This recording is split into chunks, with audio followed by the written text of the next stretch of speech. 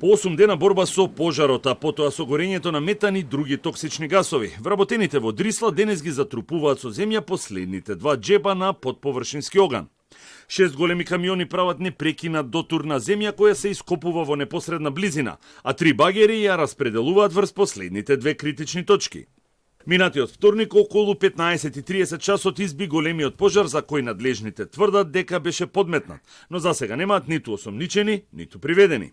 Надлежните првиот ден, спротивно на сите протоколи во вакви хаварии, пожарот почна да го гасат со вода, за потоа да се преде на затрупување на просторот и задушување на огнот. 3 дена столбови час се издигаа на Дрисла, а жителите на поголемиот дел од Скопје се задушуваа од неподносливата миризба.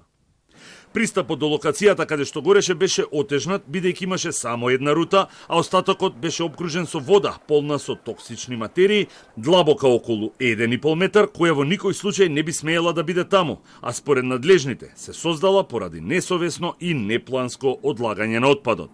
Во петокот и саботата беа направени 2 алтернативни рути за полесен, пократок и побрз пристап до местото каде што согоруваа гасови и токсични материи, а тешка механизација покрај онаа на Дрисла беше донесена од Дирекцијата за заштита и спасување и 2 градежни фирми. На неколку стотини метри од местото каде што денес багерите затрупуваа, во саботата вечер беше подметнат пожар. Во тој дел од Дрисла според извори на Телма се одложувал градежен и органски шут. За среќа, тешката механизација беше во близина и веднаш беше пренасочена кон новото жариште, кое потоа е затрупано со земја и задушено за околу 1 час.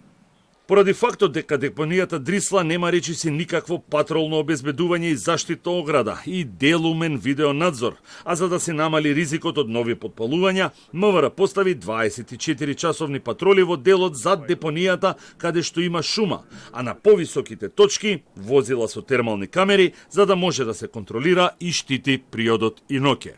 Јавноста се уште ги чека резултатите од мерењето на загаденоста на почвата и воздухот во првите 72 часа од избивањето на големиот пожар во Дрисла.